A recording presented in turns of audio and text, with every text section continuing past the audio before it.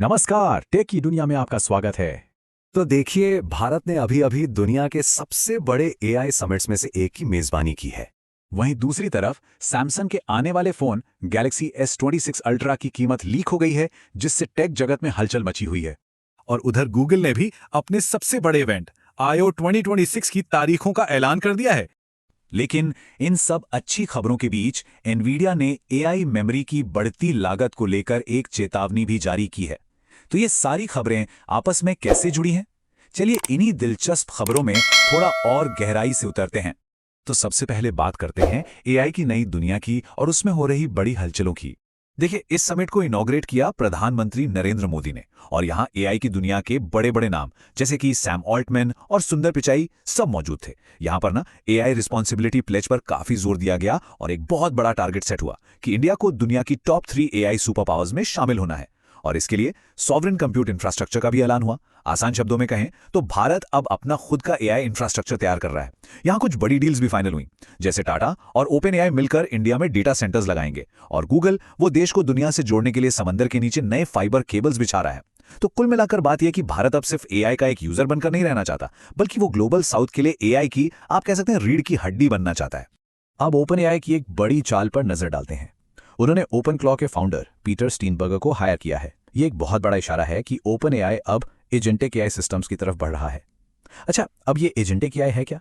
सोचिए, ये ऐसे एआई हैं जो खुद ब खुद कई स्टेप्स वाले मुश्किल काम कर सकते हैं, जैसे आपके कहने पर पूरी ट्रिप प्लान करके बुक कर देना। ये सिर्फ सवालों के जवाब देने वाले चैटबॉट से कहीं आगे की चीज है, एक बहुत बड़ी छलांग।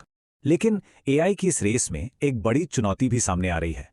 एआई मॉडल्स को ट्रेन करने और चलाने के लिए बहुत ही पावरफुल सर्वर्स लगते हैं, और उन सर्वर्स को चाहिए होती है ढेर सारी मेमोरी।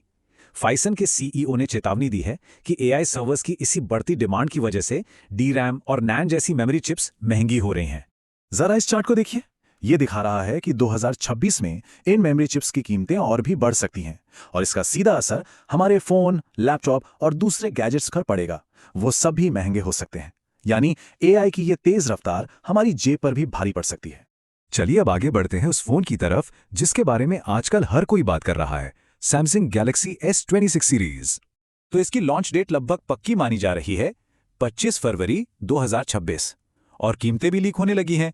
अमेरिका में S26 अल्ट्रा की कीमत $1199 के आसपास हो सकती है, और इंडिया में 256 GB वाले मॉडल की जो कीमत लीक हुई है वो है ₹1,39,900। लेकिन ये फोन सिर्फ हार्डवेयर का खेल नहीं है, ये पूरी तरह से एआई पर फोकस्ड है। इसमें खास तौर पर भारतीय भाषाओं के लिए सॉवरेन एआई इंटीग्रेशन होगा। इसका मतलब ये है कि एआई प्रोसेसिंग फोन पर ही होगी, जिससे आपकी प्राइवेसी ज्यादा बेहतर होगी।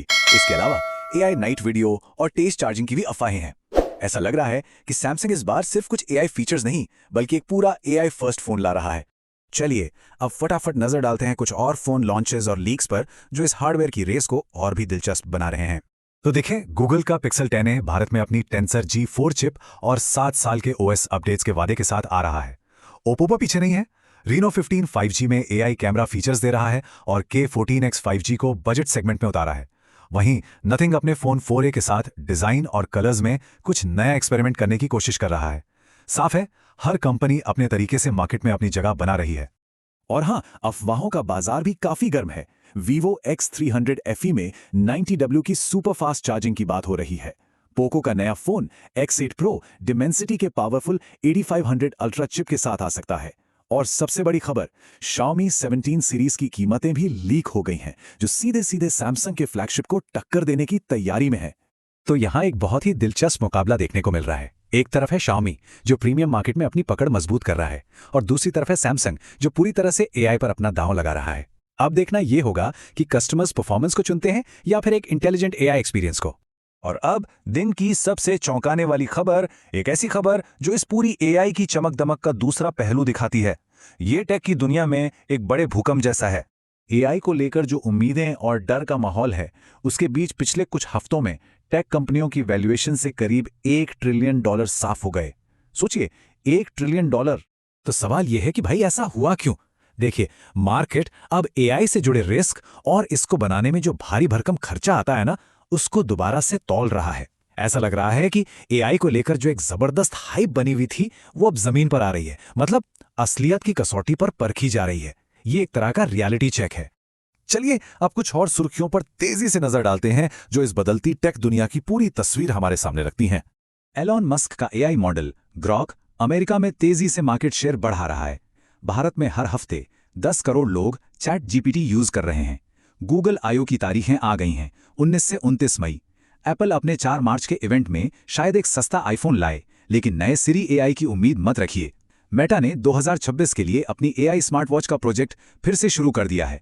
और एक बहुत अच्छी खबर, एआई की मदद से इलेक्ट्रिक गाड़ियों के लिए नए मैग्नेटिक मटेरियल्स खोजे गए हैं। तो इन सब अलग अलग खबरों को जोड़कर देखें तो मतलब क्या निकलता है? हम आखिर किस बड़े बदलाव को देख रहे हैं? देखिए, सीधी सी बात यह है कि एआई अब सिर्फ कोई थियरी या सॉफ्टवेयर नहीं रह गया है।